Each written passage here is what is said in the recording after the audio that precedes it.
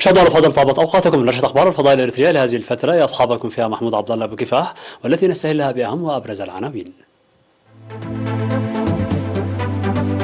انتخاب لجان الرياضه في الاقليم الاوسط.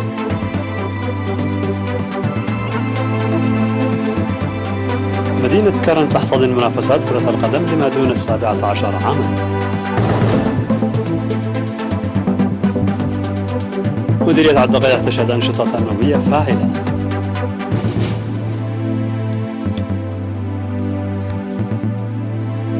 حالة تأهب في السودان بسبب الفيضانات، ومنسوب الأنهار يسجل أرقام قياسية.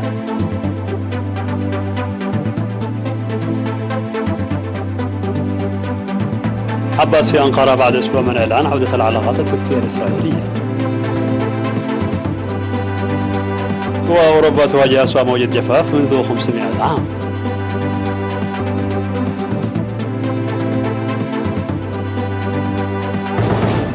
مرحبا بكم من العناوين إلى التفاصيل.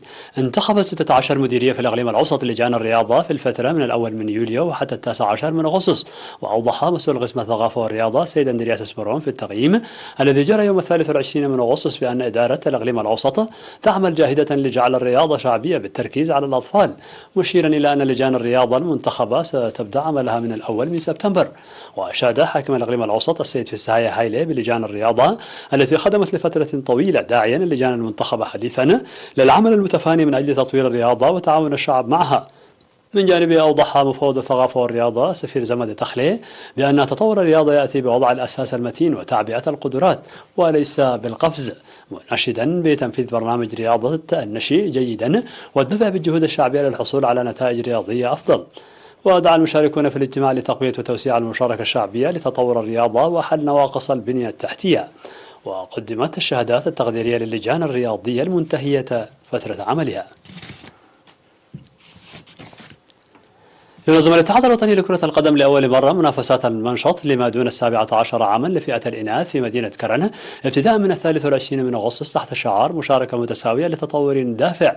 وفي المباراة الافتتاحية التي حضرها حاكم إقليم عنسبة سعادة السفير عبد الله موسى ورئيس الاتحاد الوطني لكرة القدم السيد سياس أبراهام، فاز منتخب إقليم عنسبة على نظيره منتخب إقليم شمال البحر الأحمر، كما تقلب منتخب الإقليم الأوسط على نظيره منتخب الإقليم الجنوبي. وشهد ملعب كرن المحلي اليوم 24 من أغسطس عدة مواجهات جمعت بين منتخبي عنزبة وجنوب البحر الأحمر والأوسط مع شمال البحر الأحمر والقاش بركة مع الجنوبي. نفذت في مديرية الدقيق أعمال تنموية طلابية فاعلة في 4 نقاط عمل استمرت لشهر واحد. وأوضح أحد المشرفين الأستاذ ناصر محمد جمع مشاركة 13077 طالبا في الحملة التي أنجزت 60,576 متر من المدرجات وإعداد 26,160 حفرة لغرس الشتول، وكذلك رعاية أكثر من 6,000 شجرة. وناشد الأستاذ ناصر بالرعاية والحراسة المستمرة لتلك الأنشطة التنموية المنتظمة سنويا. كما نفذ أكثر من 2000 من سكان مناطق إيجيلا ومسغولو وزولا وسافيرا وعبقرات وسيبيراسو وكاريبوسا وغربانابا ودمحينا أنشطة نفير تنموي تتمثل في صيانة 52 كيلومتر من طريق إيجيلا دمحينا. ونوه مسؤول التنمية الاقتصادية في المديرية السيد رزاني في السهاية إلى ضرورة منح الاهتمام الأكبر لصيانة بعض المناطق التي أصبحت خارج نطاق العمل. وقال المشاركون أنهم يعملون بكل ما في وسعهم لصيانة الطريق، مطالبين باستئناف الباص الذي توقف جراء تدهور الطريق لخدماته المعتادة. يقوم سكان ضواحي مديرية بارونتو بالتنسيق مع إدارة المديرية بصيانة الطرق التي أصبحت خارج نطاق العمل نتيجة للسيول المتدفقة بقوة جراء الأمطار الغزيرة. وأوضح مسؤول التنمية الاقتصادية في المديرية السيد وليسوس تكي بأن المواطنين يقومون بالعمل الجماعي مرة في الأسبوع حسب مناطقهم وينجزون المهام في المدينة وخارجها. وقال المشاركون في النفير الجماعي أن العمل الجاري يعتبر حلا مؤقتا، مناشدين الجهات المعنية لإيجاد حلول دائمة. في غضون ذلك أفاد مراسل إيرينا بأن جمعيات المناضلين التعاونية 52 و85 و96 و70 و16 وكذلك جهاز الجماهير وجمعية السلام وجمعية مدرسة الثورة التعاونية يقومون بأعمال نفير تنموي في مدينة بارونتو. نظم أعضاء الجمعية التعاونية للمناضلين القدامى أنشطة نفير تنموية في دقم حري وضواحيها، وشارك في المهام التي تعد جزءا لا يتجزأ من الحملة الخضراء 180 من أعضاء الفرق 52 وال 85 و 96 و 70 و 16 و 88 و 61 في الفترة من 14 وحتى 22 من أغسطس في مقبرة الشهداء، وقرصوا المئات من الشتول حسب تصريحات منسق البرنامج السيد دانيال دسا. كما وضع برنامج لرعاية الأشجار المغروسة بعد انتهاء الخريف. بشكل أفضل فاضل، كانت هذه الأخبار الداخلية. فاصل قصير ونوافيكم بالأخبار العالمية، ابقوا معنا.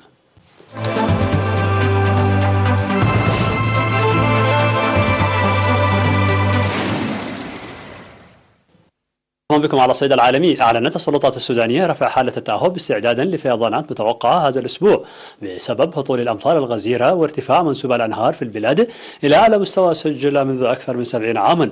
وأظهرت مقاطع صورتها طائرات بدون طيار مناطق شاسعة في ولاية الجزيرة قد غمرتها مياه الفيضانات التي أدت إلى مقتل العشرات وتدمير آلاف المنازل السكنية في مناطق متفرقة من البلاد.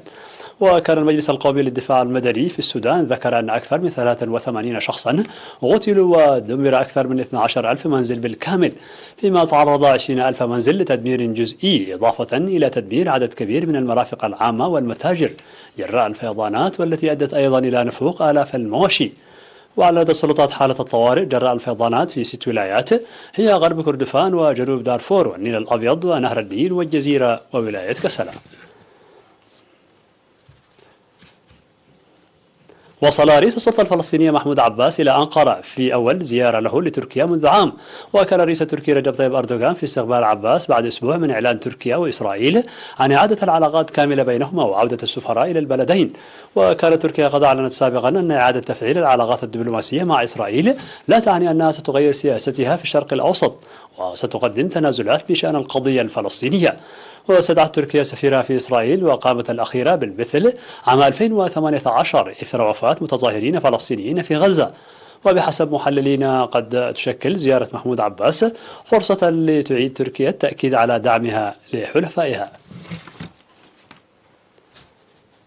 قالت وكالة تابعة للاتحاد الأوروبي أن أوروبا تواجه أسوأ موجة جفاف منذ 500 عام على الأقل، وأن ثلثي القارة أصبح في حالة تأهب أو يواجه تحذيرات بشأن الجفاف صده لتغير المناخ. في الخبر الأخير، نشرت وكالة الفضاء الأمريكية ناسا صورا جديدة مذهلة لكوكب المشتري وفرها التلسكوب الفضائي جيمس ويب، ويظهر فيها قمران صقيران وحلقات مشوشة وقطبان متوهجان، ويبدو ضوء متوهج عند قطب أكبر كوكب في النظام الشمسي الذي يضم الأرض، وهي عبارة عن الشفق القطبي للمشتري الذي يتكون من جزيئات من الشمس تتفاعل مع المجال المغناطيسي للنجم، كما هي الحال بالنسبة إلى كوكب الأرض. وحصلت ناسا على هذه الصور نتيجة أعمال الرصد التي تنفذها أداة نيركام التابعة لتلسكوب جيمس ويب، والتي تراقب الأشعة تحت الحمراء القريبة، وهو مجال غير مرئي بالعين المجردة. وكان تلسكوب جيمس ويب الذي بلغت تكلفته 10 مليارات دولار أرسل إلى الفضاء قبل نحو 8 أشهر، وهو يتمركز حاليا على بعد نحو 1.5 مليون كيلومتر عن كوكب الأرض. شاء الله في نهاية النشرة لكم تذكير بأبرز ما جاء فيها من عناوين. انتخاب لجان الرياضة في الإقليم الأوسط.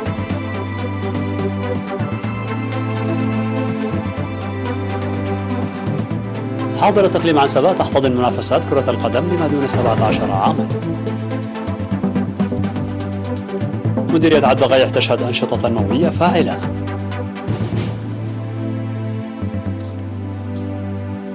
حالة تأهب في السودان بسبب الفيضانات ومنسوب الأنهار يسجل أرقام قياسية. الرئيس الفلسطيني محمود عباس في أنقرة بعد أسبوع من إعلان عودة العلاقة التركية الإسرائيلية.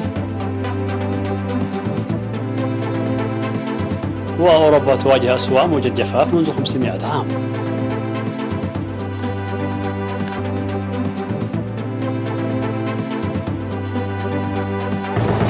شكرا الفاضل، بهذا نكون قد وصلنا بكم إلى نهاية النشرة. شكرا على حسن المتابعة، دمتم بألف خير.